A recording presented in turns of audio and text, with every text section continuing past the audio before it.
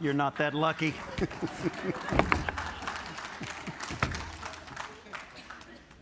want to begin with a word of appreciation for those joining us at the James River campus, our brothers and sisters there with Pastor John, Pastor Mac, and those at Buford Road, and those of you online. God is good. All the time. I want to thank Pastor Mac for an incredible sermon last week addressing the transition that is before Bon Air Baptist Church. And just a word about how he shared about so many kudos and praise that he was offering to me about my tenure here and the things that have been accomplished. I need to say to you, that was because of staff. I'm a part of that staff, and we did that together. You have an incredible staff that have made this possible through these 8 years. They are capable, professional, and committed. They are all in. So I would appreciate it if you'd recognize them this morning on both campuses,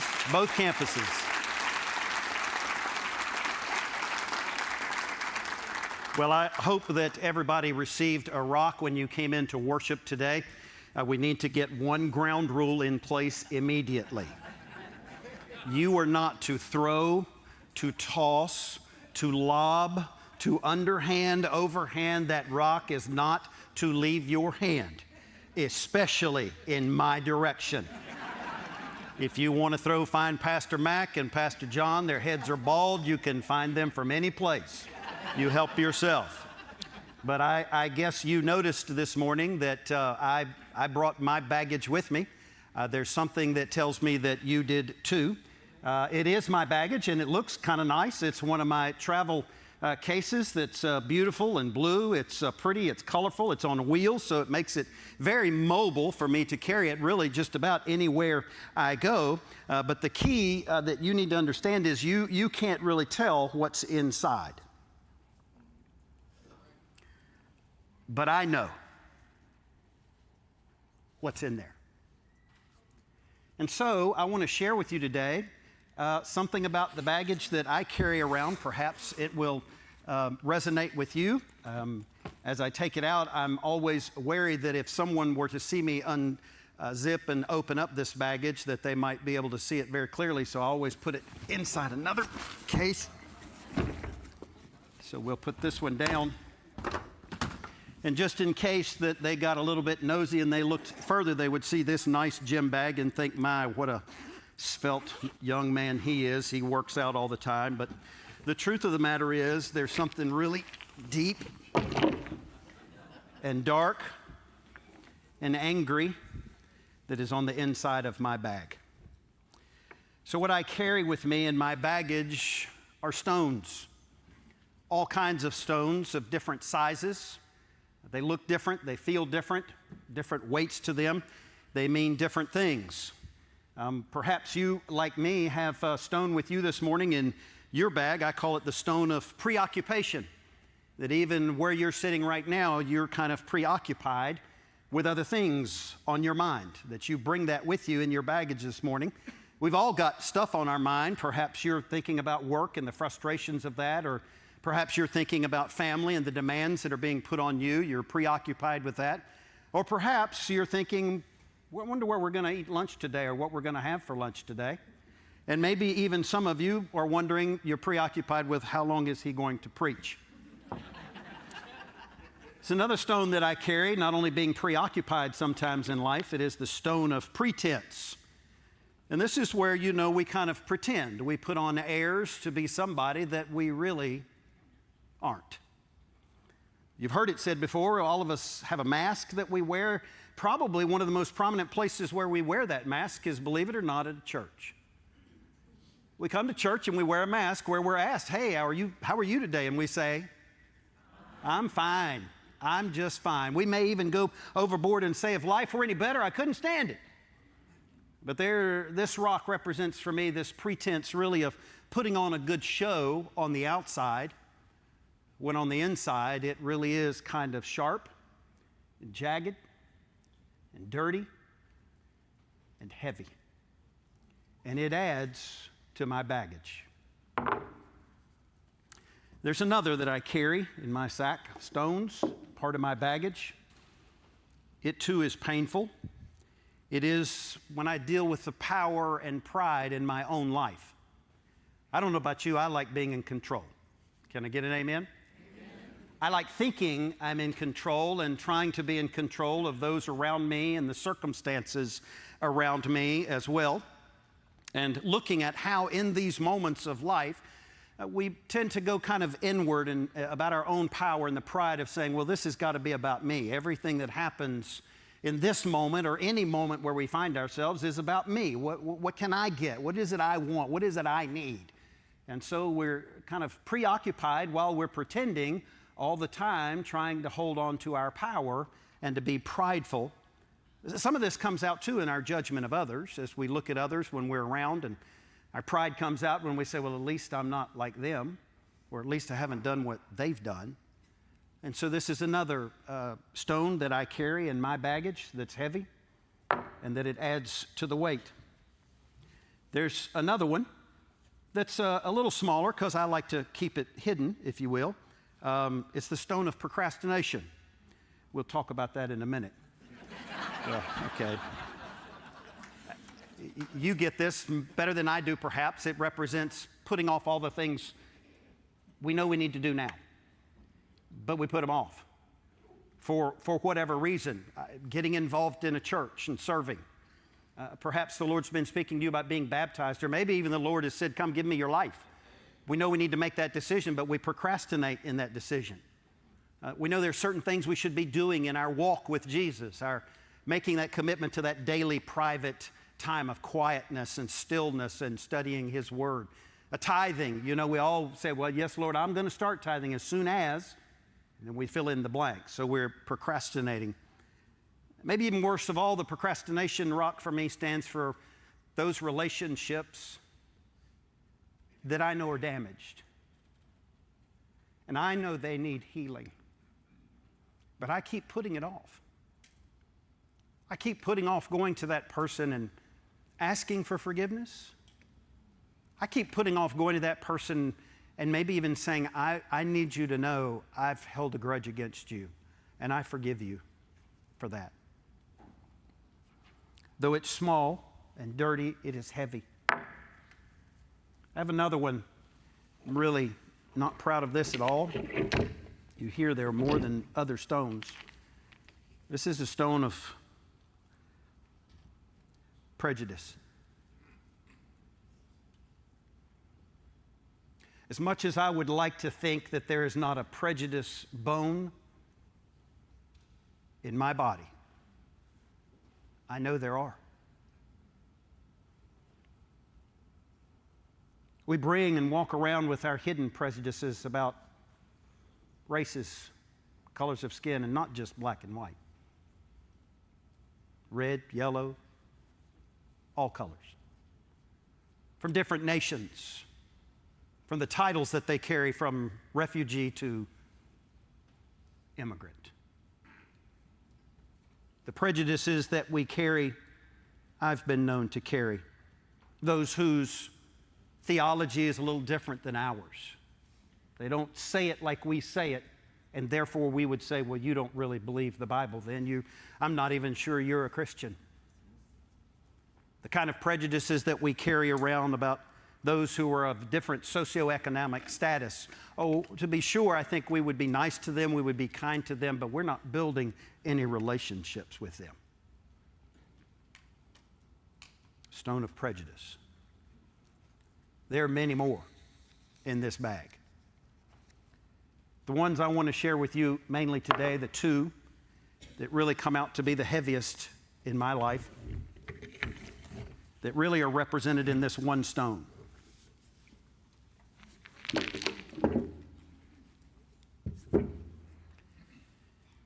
I don't know if it could be split down the middle or not, but it's the heaviest stone that I carry. It's the stone of my regrets and my rejections.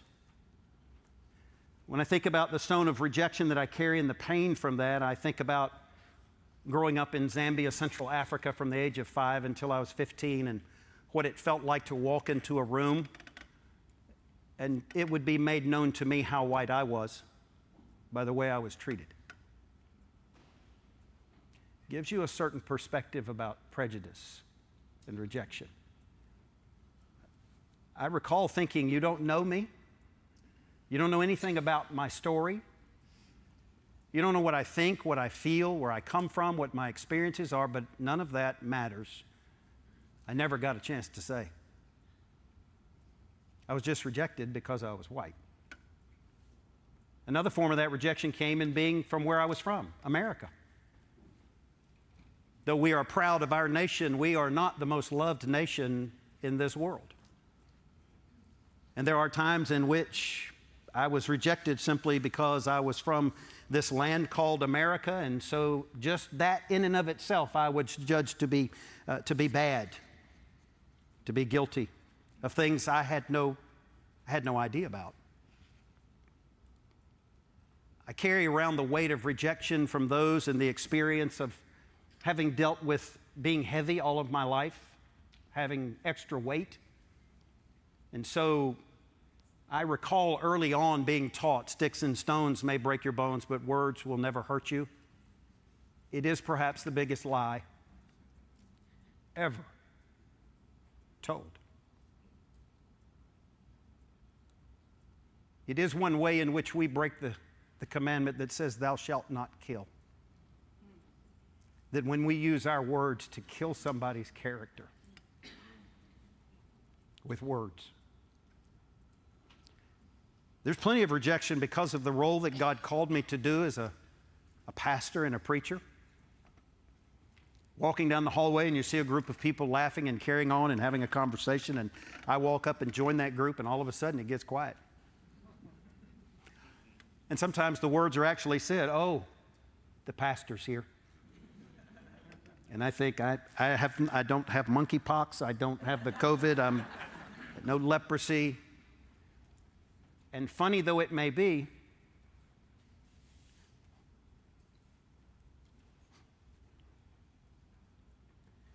there's a rejection and a sense of loneliness that makes you feel like you're not one of us.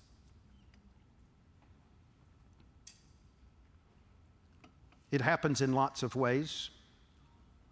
There are those who have had a negative experience with a pastor in the past, and therefore all pastors are bad. Doesn't matter who you are, doesn't matter how you pastor or how you preach, you're just bad because you're a pastor, a preacher.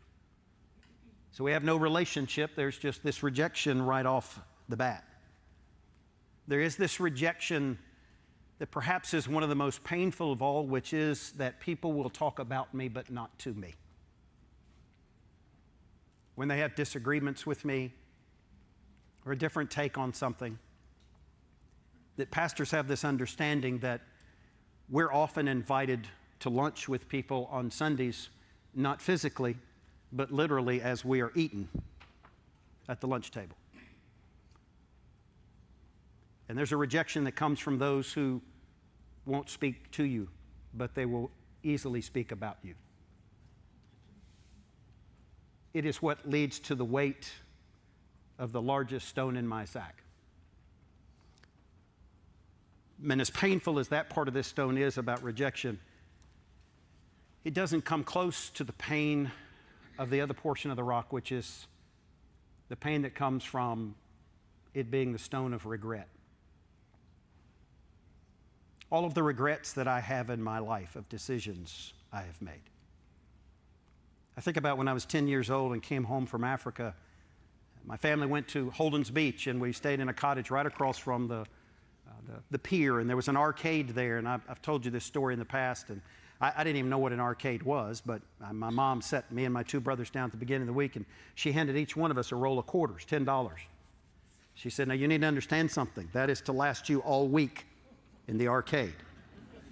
As a 10-year-old, I said, yes, ma'am. And I went right across the street, and it was done in 10 minutes. Gone. But it was so exciting. I don't know if you can remember as a kid going into the arcade for the first time. It was like this new world experience. First thing I had seen like that getting back in the United States. And so I remember coming back across the street feeling dejected and thinking, well, what else am I going to do the rest of the week? That was fun, but now the fun is over. What am I going to do? I remember walking into the cottage, and there on the right-hand side was where my grandmother and grandfather were staying that week, and I saw my grandmother's purse.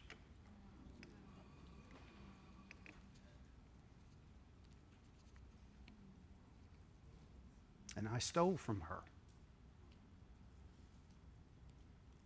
I remember, so at 11 or 12, my brother and I were part of a club that we would ride horses together, and so we'd be dropped off downtown, and someone would come get us and take us out to the stables. And we'd always stand right out in front of this store, and my brother and I went inside the store, and he looked at me, and I winked at him, and there we shoplifted candy.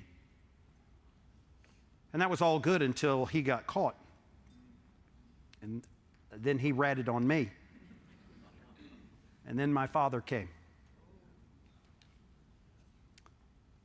The look on his face of the disappointment.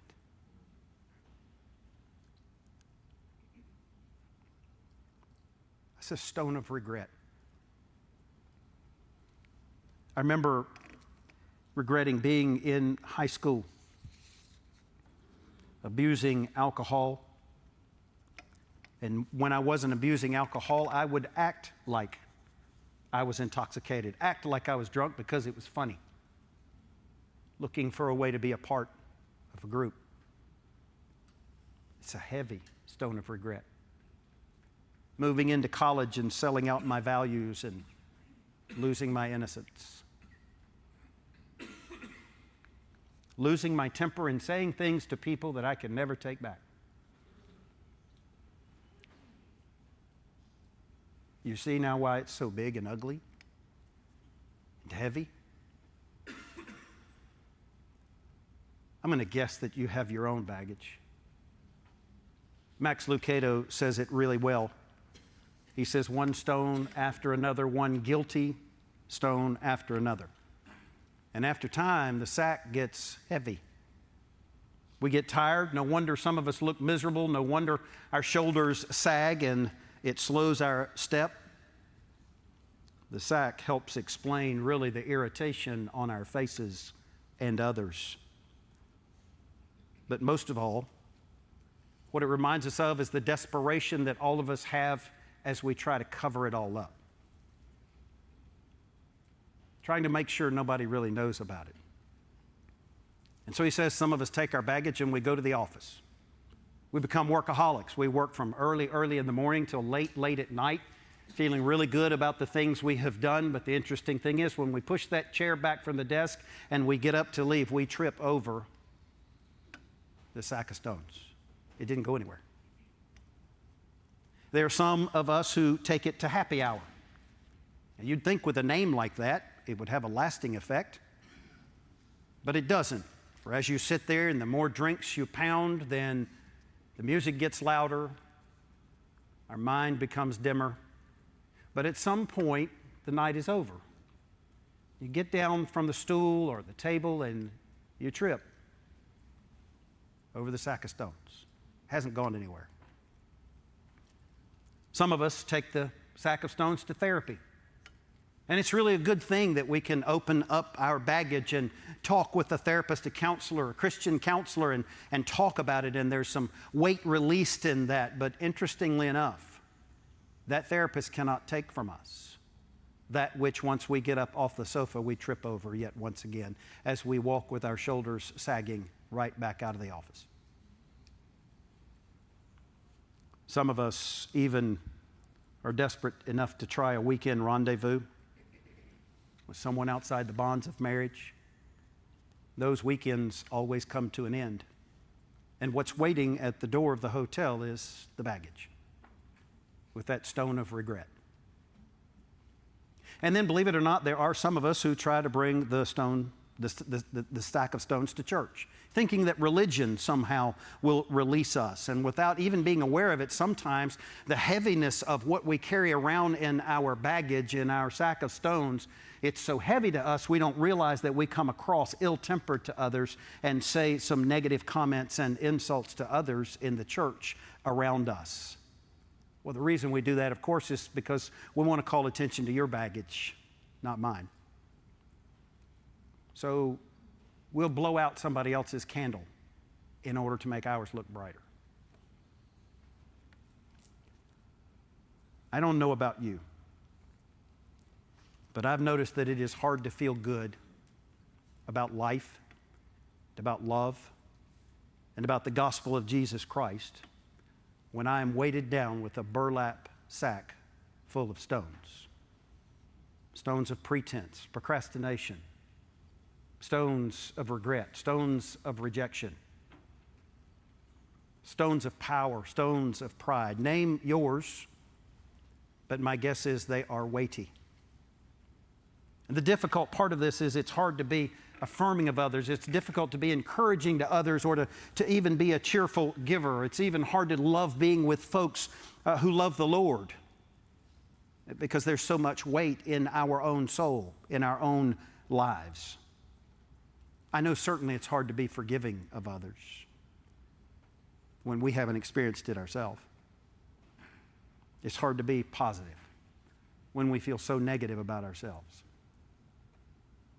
So all of this is to say this to you today. Look at the rock in your hand. Look at it. What does it represent to you? How heavy is the representation of that rock in your hand to what you've been carrying around all your life? And as you're looking at that rock and you feel the jagged edges of this and the little bit of dirt that's around it, I want you to hear these words from Jesus. He says, "Come to me. Come to me, all of you who are tired and have heavy loads." That's me. And I will give you rest. He says, accept my teachings from me, learn from me, because I'm gentle, I'm humble in spirit, and you will find rest for your lives. For your lives. The teaching I ask you to accept is easy. The load I give you to carry is light.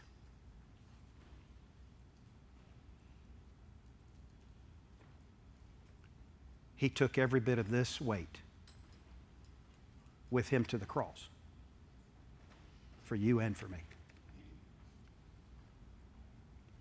Pray with me.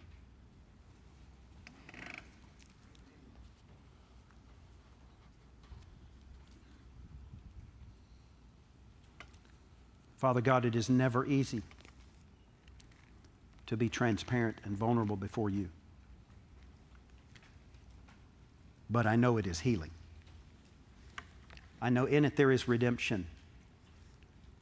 As we cry out from the depth of our souls, having fallen under the burden of the weight of what we've been carrying around for so long. The hurt, the pain. You come to set us free from it in this very moment.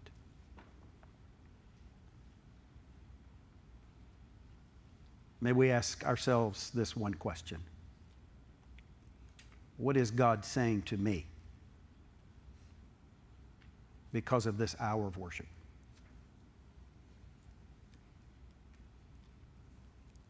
Amen.